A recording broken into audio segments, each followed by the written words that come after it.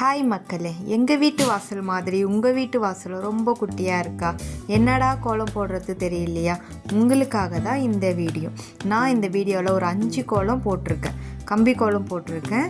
இது உங்களுக்கு யூஸ்ஃபுல்லாக இருந்தால் இந்த சேனலை சப்ஸ்கிரைப் பண்ணுங்கள், லைக் பண்ணுங்கள், ஷேர் பண்ணுங்கள். மறக்காமல் நெக்ஸ்ட் வீடியோவில் என்ன கோலம் வேணும்னு கமெண்ட் பண்ணுங்கள்.